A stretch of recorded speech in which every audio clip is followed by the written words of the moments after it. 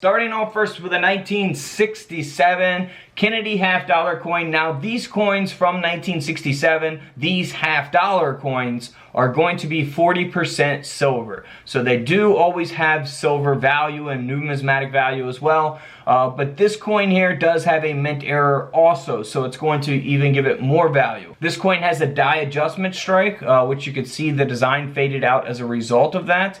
And this coin ended up selling for over $240 at auction, authenticated here by NGC. Now this next coin here is a 1967 Jefferson Nickelwood. Has a very, very nice die break here, also referred to as a cud. You see that extra metal there at the top of the coin. Now if you find a coin with a cud this size, they are definitely going to sell. The larger the cud, typically the more money you can get out of the coin. It all depends on the date, the condition, the grade, and things like that. This is graded at a mint state 64 by PCGS, and this coin ended up selling for $1,200 at auction. $1,200. Now we're going to look at smaller examples of that here in just one second. But here is another cud. So this is taking place on the Lincoln cent from 1967. This coin sold for over $1,500. $1,500 for this penny because of that die break. It's taking up, almost half of the coin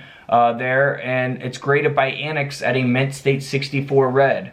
$1,500. Now here's a good example to compare the small die break to the large die break on the Jefferson nickel from 1967.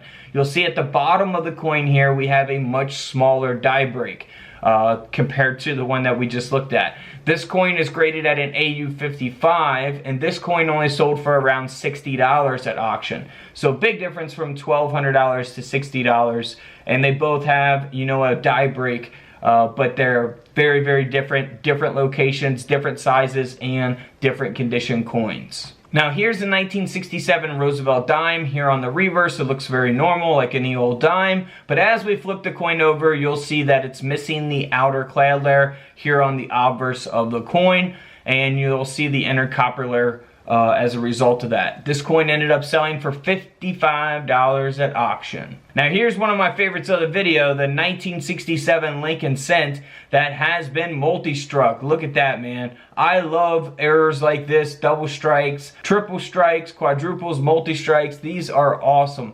This coin here is graded at a mint state 65 red by NGC, and this coin sold for over $1,400. Now here's a 1967 Lincoln cent that was struck off center, 55% off center, graded by NGC. This coin sold for around $45 at auction, so nothing huge there, nothing too valuable. But let's move on to a 1967 quarter that was struck 15% off center.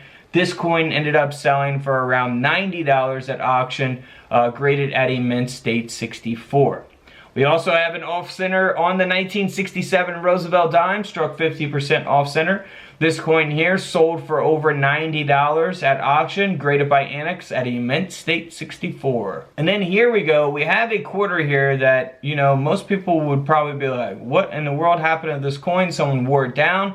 But it's actually a mint error, and the coin sold for over $500 at auction. This coin has been graded by PCGS at a mint state 62. And what happened here was a Washington quarter design was struck onto a 10-cent planchet. So a Washington quarter design onto a Roosevelt dime planchet. That's why the whole design of the Washington quarter does not fit, right? So over $500 for that coin. Now here's a 1967 Lincoln cent design that was struck onto a Costa Rica 10-cent coin. So this is pretty cool here. It's struck onto a foreign coin. It's graded by PCGS at a mint state 63, and this coin sold for over $1,300. $1,300. Now here's a 1967 Washington quarter design that was struck onto a piece of scrap planchet, graded by PCGS at a mint state 65.